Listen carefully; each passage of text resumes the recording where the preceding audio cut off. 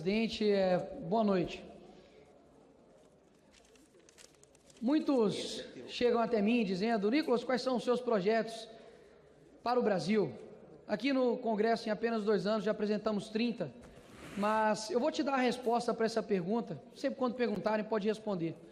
O projeto do Nicolas para o Brasil é que, através da política, a gente consiga transformar o caráter da política. Porque não há projeto de lei capaz de mudar o caráter de uma nação. Não há projeto de lei capaz de mudar que um homem corrupto se torne um homem correto. Não há projeto de lei capaz para transformar um juiz tirânico em um juiz imparcial. Não há projeto de lei capaz de fazer com que pessoas sejam morais, sendo que elas são a vida inteira mau caráter. Por que eu digo isso? Porque nós estamos vendo agora no nosso país, e mesmo você sendo de direita, esquerda, centro, para trás, para frente, não me importa, mas se você tem um mínimo de honestidade intelectual, você vai perceber que há uma semana, José Dirceu, a pessoa que idealizou o maior esquema de corrupção do mundo, está solto, livre, inclusive um chute, pode até concorrer a algo aqui nesse Congresso Nacional. Rachadores confessos estão aqui impunes, líderes de facção criminosa estão meramente soltos e livres pelo STF. Enquanto isso, uma senhora, que, me perdoe pela palavra, que defecou na mesa do ministro Alexandre de Moraes, uma atitude deplorável, vergonhosa para a nossa democracia, mas agora tem uma pena de 17 anos nas suas costas. Atitudes idiotas e burras, pelo que eu saiba, não são crimes. Até mesmo deveriam sim cumprir pelo depredação de patrimônio público, dano ao erário, mas burrice não é crime. Até mesmo se fosse, algumas pessoas aqui no Brasil iriam pegar a prisão perpétua. Agora, por que isso está acontecendo? Porque ela não é filha de nenhuma celebridade, porque ela não é parente de nenhum presidente, porque ela não está envolvida com nenhuma pessoa de poder. Porque ela, sim, é uma pessoa que estava lá e cometeu diversos crimes de menor potencial ofensivo, até mesmo porque era um crime impossível. É como se eu dissesse que eu iria envenenar alguém com um copo de água potável. É como dizer que aquelas pessoas que estavam aqui iriam dar um golpe de Estado. Faça aí uma breve pesquisa no que é golpe de Estado em toda a humanidade, você verá que é bem diferente do que aconteceu aqui no fatídico dia terrível do 8 de janeiro. E por que eu estou dizendo isso?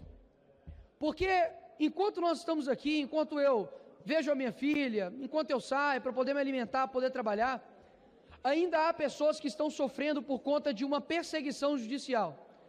Eu sei que tudo que eu vou falar aqui, talvez para alguns, não vai ser capaz de sensibilizar um coração tão de pedra. Afinal de contas, existem pessoas aqui que não podem dar um passo para trás, porque já estão num lamaçal tão grande ideológico que jamais concordariam comigo. Mas eu já ouvi aqui nessas sessões, por exemplo, pessoas vangloriando, por exemplo, Marighella, ou até mesmo Che Guevara, ou Stalin, ou qualquer outra figura que seja da história, com uma falácia de luta por direitos humanos, ou luta por pessoas que estão em situação de vulnerabilidade. Existem pessoas hoje, repito, existem pessoas hoje que estão na cadeia injustamente, com penas desproporcionais, que nem mesmo corruptos nessa nação pegaram, e que nenhum deles usam tornozeleira eletrônica, estão sendo privados de ter contato com suas famílias, de seus filhos, porque eles estavam usando verde e amarelo. Eu sei que a esquerda de fato tem como Bolsonaro um símbolo de ódio, um símbolo que eles detestam, e que vão fazer de tudo para poder massacrá-lo, assim como o ministro Alexandre de Moraes faz, através dessas pessoas que estão basicamente sendo ali um revanchismo jurídico. Mas o que eu estou querendo dizer aqui não é para poder falar, nossa, por favor, sensibilizem seu coração, porque eu sei que essa galera não tem sensibilidade alguma. Afinal, se tivesse, jamais, por exemplo, ostentariam a foice e o martelo que matou milhões de cristãos, inclusive. O que eu estou querendo dizer aqui é voltado para a direita. É para voltar para nós que fomos eleitos aqui nessa casa, para que a gente, honre os votos que nós tivemos. Quando você pega, por exemplo, a presidência, aqui a eleição da presidência dessa casa, que já coloco como uma imoralidade gigantesca, colocar, né, em jogo vida das pessoas, anistia do dia 8, mas enfim, é uma imoralidade gigantesca já fazer isso. Agora, não tenho nada contra os candidatos, inclusive já conversei, vários respeitosos. O que eu quero dizer é que as pessoas na rua direita, elas não chegam até nós e falam assim: vai lá, conquiste uma vaga no tal lugar, vai lá, conquiste uma cadeira no lugar tal. Não, o que eu escuto é: estou orando por você, não desista. Nós estamos perdendo uma essência que vai fazer com que as pessoas também percam a sua essência, porque nós somos um reflexo do que as pessoas sentem. Alguns querem argumentar: ah, mas Bolsonaro estava aqui sozinho, e por isso ele era truculento. Mas ele, da forma truculenta e sozinho, chegou à presidência da República. Hoje, nós basicamente estamos vivendo pela caridade dos nossos inimigos. Não é essa algo que eu acredito. E eu falo isso aqui porque eu acredito que você também, deputado de direita, também não acredita nisso.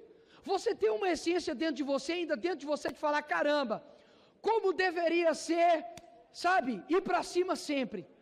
Como deveria ser realmente lutar e não arredar o pé. Porque uma coisa tem que bater palma para alguns, por exemplo, do PT. Faça sol, faça chuva, eles estão aqui defendendo e sendo coerentes com aquilo que eles concordam. E mesmo que passem os anos e percam, eu acredito que a vida nem tudo é sobre resultados. Eu acredito que a sua disposição em mostrar por aquilo que você está defendendo diz muito sobre você. Dificilmente o grito de uma criança no estádio vai fazer com que o time vença. Mas quando o jogador vê aquele torcedor, mesmo que pequeno, mesmo que uma criança, lutando, sabe, se erguendo por algo que é correto, aquilo dali muda tudo, porque eu acredito que todos nós fomos chamados para um tempo. Eu não tenho dúvidas que eu fui chamado para esse tempo. E não é uma exclusividade minha, é de todos nós. Afinal de contas, a gente poderia ter nascido em qualquer época dessa humanidade, mas nós somos chamados para esse tempo. E o que eu não quero é me arrepender de ter ouvido a minha essência dentro de mim, dos votos da minha família, dos meus amigos, das pessoas que me param na rua, porque simplesmente alguém me disse que é preciso fazer uma coalizão. Coalizão de verdade, em alguns momentos é necessário, mas eu acho que a gente precisa se encarar em diversos momentos aqui nessa casa, com coragem, porque eu acredito que nós vamos semear durante muito tempo, para que alguns colham, e mesmo que não dê resultados, a vida não é feita somente de resultados. Para poder finalizar, senhor presidente Sóstenes, para poder finalizar, presidente Sóstenes, eu quero dizer que João Batista, ele não colheu nenhum resultado terreno, pelo contrário, sua cabeça foi decepada, era um louco que falava no deserto, comia gafanhoto com mel. Só que hoje eu estou falando, depois de 2000 anos aqui dele, não estou falando de nenhum outro, que na época falou: pega leve, tem que ser mais equilibrado, tem que dialogar. Eu estou fazendo aqui praticamente quase que um clamor, que a direita volte à sua essência combativa, porque as pessoas estão desanimadas, cansadas e querem uma resposta. Eu não sei até quanto tempo eu vou ficar aqui nessa terra, mas pode ter certeza que jamais poderão me acusar de que ele não cumpriu e não perseguiu aquilo que ele acreditava até a morte. Se vis pacem para belo, se queres paz, prepare-te para a guerra. Essa é a minha ideia para esse Brasil. Obrigado, presidente.